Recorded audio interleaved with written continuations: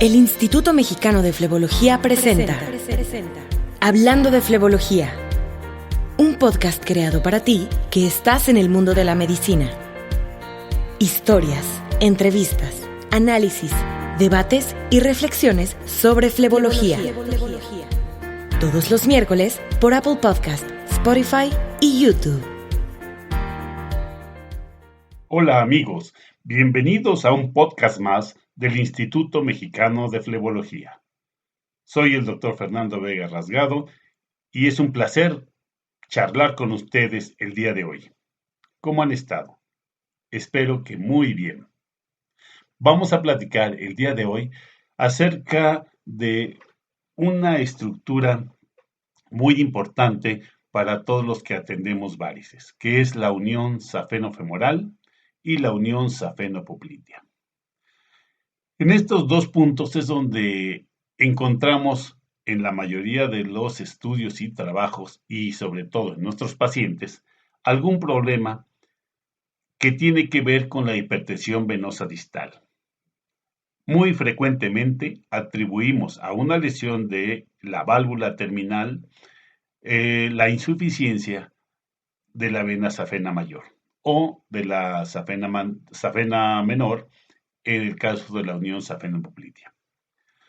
Sin embargo, es importante que nosotros sepamos que no todos los reflujos grandes que lleguemos a encontrar en la safena mayor, digamos en la rodilla, en la pierna, provienen de una lesión de esta válvula terminal. Y esto es muy importante porque con este conocimiento podemos ir buscando alternativas terapéuticas para nuestros pacientes. No a todos los pacientes que tienen alteración, una vena safena insuficiente, digamos, en el muslo, en la pierna, en los cuales les escuchamos con el mini-Doppler algún reflujo, se deben a insuficiencia de la válvula terminal. De hecho, esto solo ocurre, dependiendo la serie consultada, en el 70% de los pacientes. O sea, no todos tienen insuficiencia de la válvula terminal. Para entender un poco mejor esto, es conveniente que nosotros le demos un enfoque a esta que llamamos unión safeno-terminal como a una unidad anatómica especial. Esta unidad anatómica se podría constituir de 4 estructuras o 4 conceptos básicos. Vamos a poner en primer lugar la válvula, que es la que detiene el flujo de la sangre que va de la vena femoral hacia la safena. A esta válvula la llamamos válvula ostial o válvula terminal. El segundo concepto sería propiamente el arco, lo que llamamos el arco o esta estructura que viene formando la safena en su parte final, donde hace esta forma que se incrusta en la safena. ¿Y por qué es importante esta forma? Porque en este nivel pueden ocurrir varias alteraciones que pueden afectar también el reflujo distal. Otra estructura anatómica en este punto sería la válvula preterminal, esta válvula que se encuentra antes de todas las tributarias. Y el cuarto punto sería precisamente la zona anatómica donde llegan todas las tributarias de este arco o de este callado que nosotros llamamos safeno-femoral. Aquí llegan las venas hipogástricas, las venas recurrentes abdominales, llegan las venas pudendas y llegan otras que, de acuerdo a la anatomía tan variable de esta zona, convergen. Entonces, si nosotros sabemos que tenemos estas 4 estructuras básicas o conceptos anatómicos básicos, entonces podríamos entender que no todos los reflujos, es decir, no toda la sangre que regresa a partir de la válvula preterminal, que sería la última estructura hacia abajo, pues se deben a insuficiencia de la válvula ostial. Y esto, como les decía, tiene repercusión en nuestro tratamiento, porque antiguamente se consideraba que si teníamos reflujo en la safena, tenemos que hacer una desconexión. Es decir, la cirugía clásica de safenectomía, pues es cortar la unión, ligar todas las perforantes, todas las tributarias que llegaban a este arco safeno y mediante un extractor a arrancar toda la vena que quedaba. Esto ha ido cambiando con el advenimiento de la cirugía endovascular, es decir, el láser, la radiofrecuencia o los procedimientos ecoguiados o los procedimientos no térmicos, pues ahora lo que se empezó a hacer es a resecar y a sellar la safena, por decirlo así, dañarla, a partir de la válvula preterminal aproximadamente. Se dice que a 2 centímetros de la unión safenofemoral o donde llega la vena epigástrica. Todo esto, ¿por qué es interesante? Porque aún no comprendemos muy bien cómo funcionan los flujos y los reflujos y a qué se deben. Sabemos ahora, por ejemplo, que cuando hay una obstrucción abdominal o pélvica, esto implica una resistencia al flujo de las venas profundas y esto puede ser una causa indirecta de que este flujo venza la presión de la válvula ostial, una obstrucción alta, que puede ser también por una trombosis o por una malformación congénita o por un tumor o por alguna otra causa. Sin embargo, no todas las venas safenas insuficientes tienen el mismo diámetro. No, se dice de manera muy general, aunque sabemos que hay mucha variación, que una vena safena de 5 milímetros que tiene reflujo, pues no va a ocasionar un daño muy grande distalmente, a diferencia de una que llega a tener más de 1 centímetro, por ejemplo.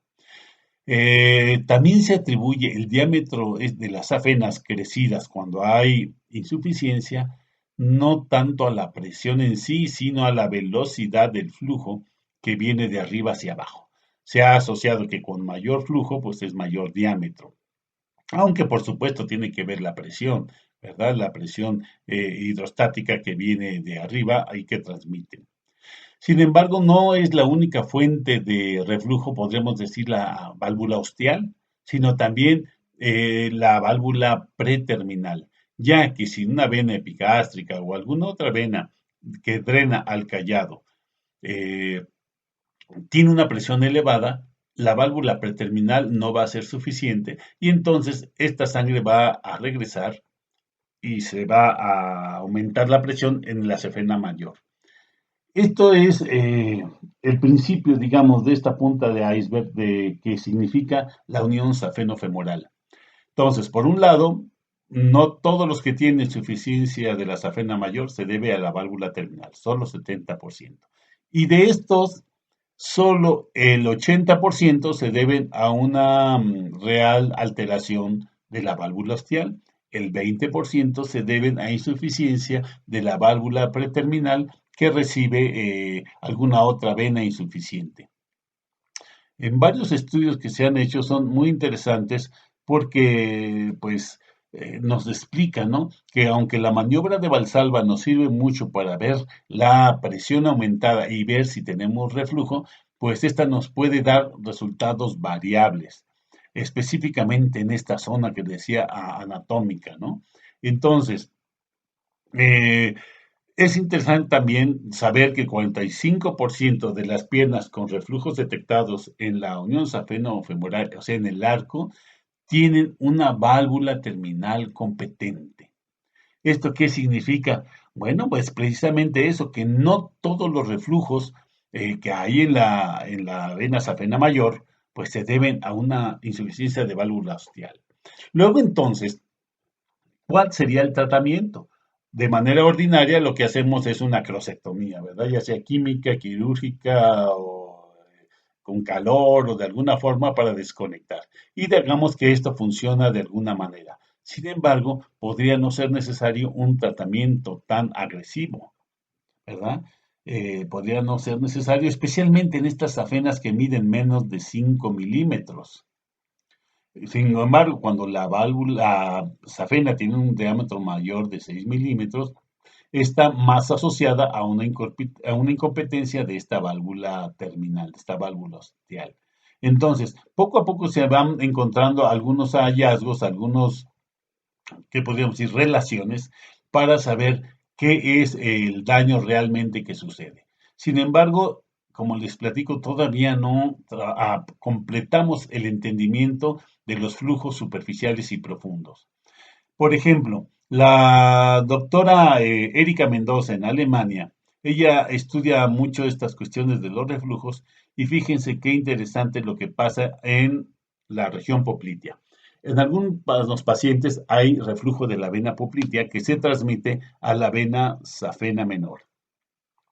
Y entonces, en esta vena poplitea hay alguna vena que sale de la safena menor o que sale directamente de la región próxima a la poplitea, pero que transmite un reflujo que no tiene una vena perforante de reentrada, sino que nada más es una vena que se distribuye a través de los músculos gastrocnemios, por ejemplo. Entonces, fíjense qué interesante. Cuando se liga o se corta esta vena insuficiente que llega a la safena menor o que llega de la vena poplitea, se elimina de manera inmediata el reflujo en la vena poplitea. Entonces, ¿qué significa? Bueno, que aquí hay varios factores, no solo la presión hidrostática que vence la válvula, sino que los factores, por decirlo así, de aspiración, de presión negativa que pudieran tener las venas profundas cuando se impulsan a través de la bomba muscular, pues también tienen un efecto.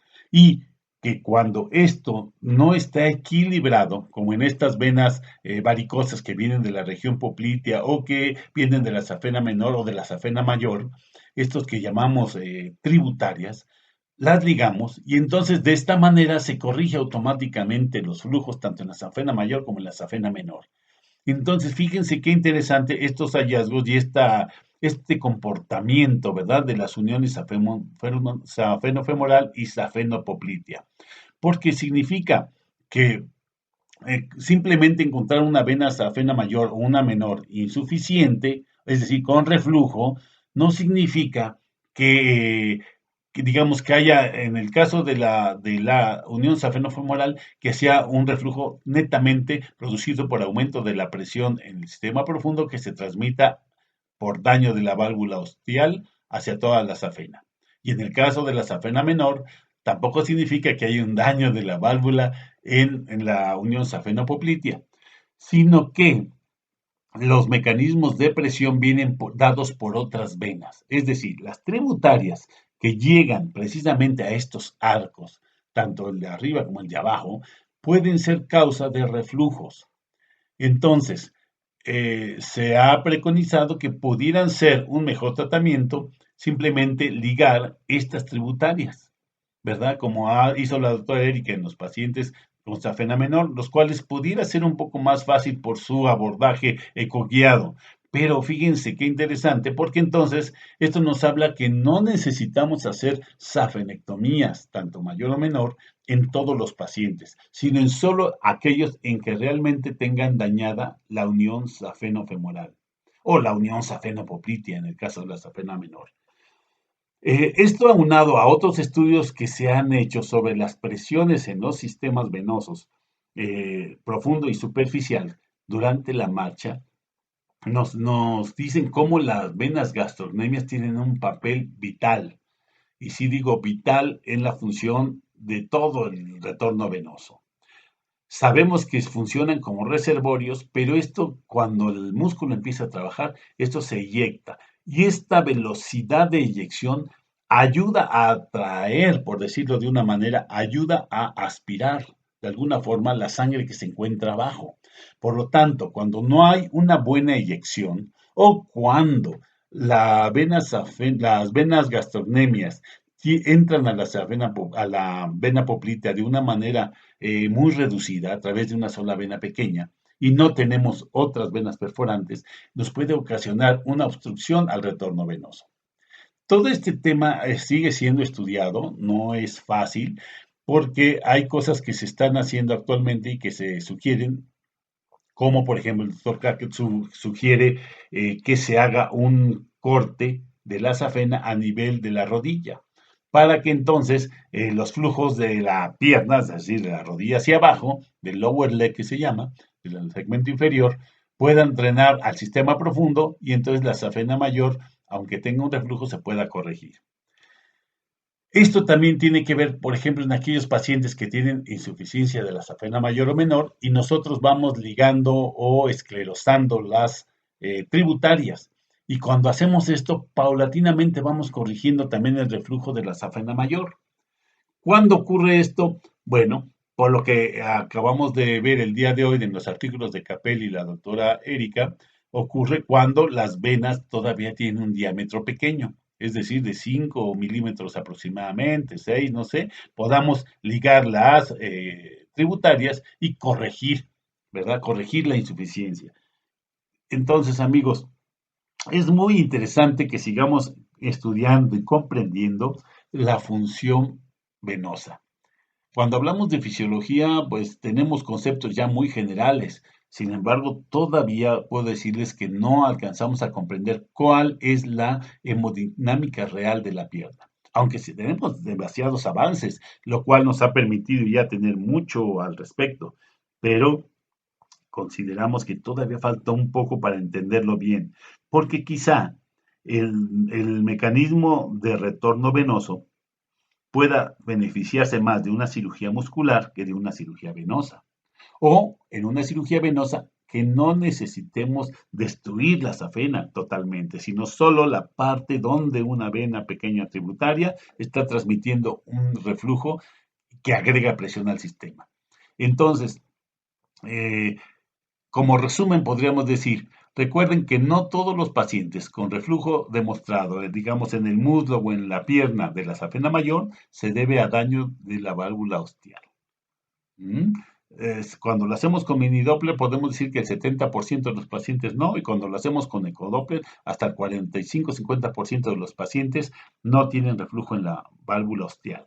Claro, hay que hacer un estudio ecográfico muy minucioso para saber de dónde viene el reflujo, si es de la vena epigástrica, de alguna vena pudenda, o si viene de alguna safena accesoria, o de dónde viene este reflujo. Hay que estudiarlo con mucho detalle y esto va a requerir que día a día nos capacitemos más en el manejo del ultrasonido venoso para que podamos nosotros encontrar estos puntos de fuga exactamente, o estos puntos donde los reflujos se unen a las venas más grandes, ¿no? A la safena mayor, a la safena menor, que es interesantísimo cómo podemos solamente ligar unas pequeñas ramas tributarias y con eso corregir el reflujo que había en la safena menor o en la vena poplitea.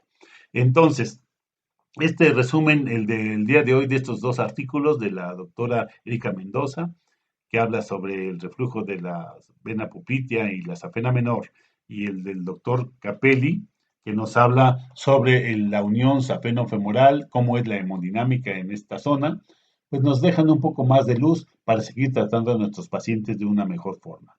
No todos serán candidatos a una crosectomía o a una ablación térmica.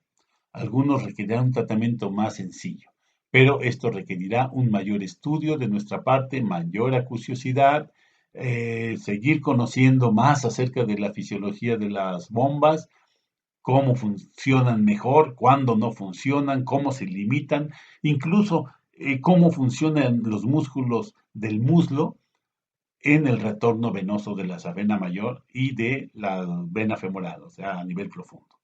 Todavía el doctor Uhl ha hecho unos trabajos maravillosos anatómicos y hay algunos otros que se han hecho en Noruega sobre la fisiología de las venas, las presiones y demás, que son muy interesantes. Ya hablaremos de ellos, pero por el día de hoy vamos a quedarnos con esto. No todos los pacientes con insuficiencia de la safena mayor tienen daño en la válvula terminal.